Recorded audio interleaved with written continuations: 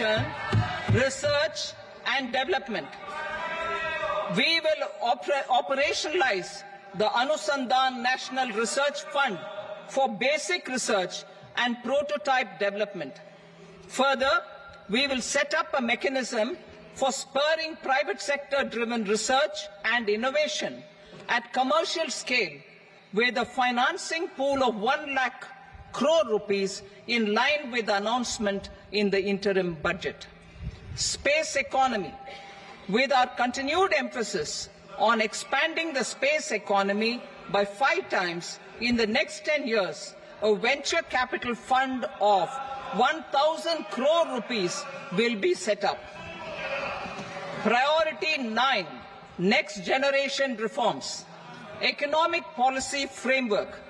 We will formulate an economic policy framework to delineate the overarching approach to economic development and set the scope of the next generation of reforms for facilitating employment opportunities and sustaining high growth. Our government will initiate and incentivize reforms for 1. Improving productivity of factors of production, and 2. Facilitating markets and sectors to become more efficient. These reforms will cover all factors of production, namely land, labor, capital and entrepreneurship, and technology as an enabler of improving total factor productivity and bridging inequality. Effective implementation of several of these reforms requires collaboration between the centre and the states, and building consensus as development of the country lies in development of the states. For promoting competitive federalism and incentivizing states for faster implementation of reforms, I propose to earmark a significant part of the 50-year interest-free loan. Working with the states, we will initiate the following reforms.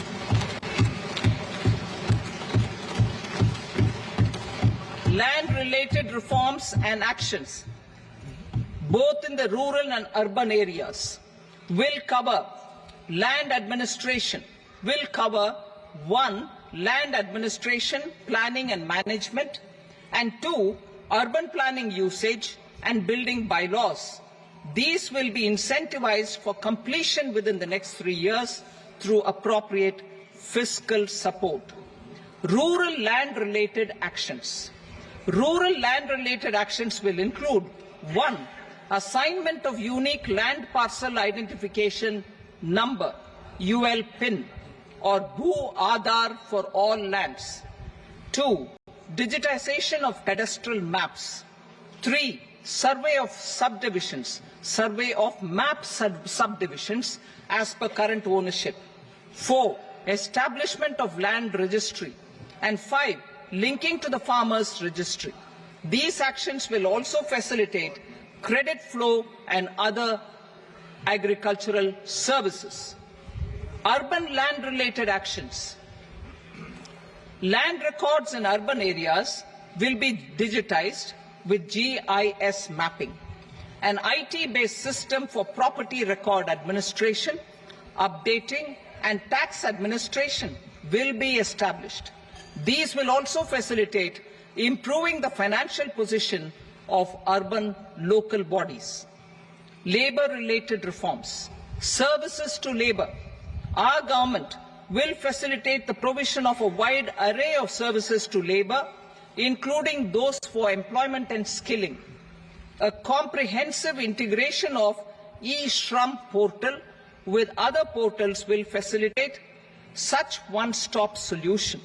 Open architecture databases for the rapidly changing labor market, skill requirements and available job roles, and a mechanism to connect job aspirants with potential employers and skill providers will be covered in these services. Shram Suvidha and Samadhan portal. Shram Suvidha and Samadhan portal will be revamped to enhance ease of compliance for industry and trade. Capital and entrepreneurship related reforms, financial sector vision and strategy. For meeting financing needs of the economy, our government will bring out a financial sector vision and strategy document to prepare the sector in terms of size, capacity and skills. This will set the agenda for the next 5 years and guide the work of the government, regulators, financial institutions and market participants. Taxonomy for climate finance. We will develop taxonomy for climate finance for enhancing the availability of capital for climate adaptation and mitigation. This will support achievement of the country's climate commitments and green transition. Variable capital company structure. We will seek the required legislative approval for providing an efficient and flexible mode for financing leasing of aircrafts and ships and pooled funds of private equity through a variable company structure. Foreign direct investments and overseas investment. The rules and regulations for foreign direct investment and overseas investments will be simplified to 1. Facilitate foreign direct investments, 2. Nudge prioritization, and 3. Promote opportunities for using Indian rupee as a currency for overseas investment. NPS Vatsalya. NPS Vatsalya, a plan for contribution by parents and guardians for minors, will be started. On attaining the age of majority, the plan can be converted seamlessly into a normal NPS account. Use of technology. We have successfully used technology for improving productivity and bridging inequality in our economy during the past 10 years. Public investment in digital infrastructure and innovations by the private sector have helped in improving access of all citizens, particularly the common people, to market resources, education, health and services. We will step up adoption of technology towards digitalization of the economy. Ease of doing business. For enhancing ease of doing business, we are already working on the Jan Vishwas Bill 2.0. Further, states will be incentivized for implementation of the business reforms, action plans and digitalization.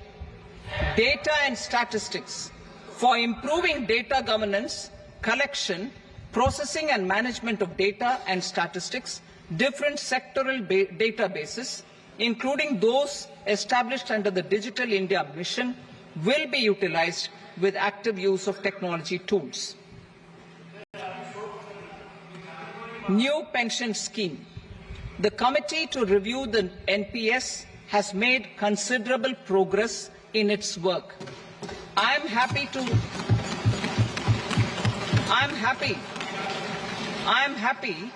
that the staff side of the National Council of the Joint Consultative Machinery for Central Government Employees has taken a constructive approach. A solution will be evolved which addresses the relevant issues while maintaining fiscal prudence to protect the common citizens. Budget estimates for 24-25. For the year 24-25, total receipts other than borrowings and the total expenditure are estimated at 32.07 lakh crore rupees and 48.21 lakh crore rupees respectively. The net tax receipts are estimated at 25.83 lakh crore rupees.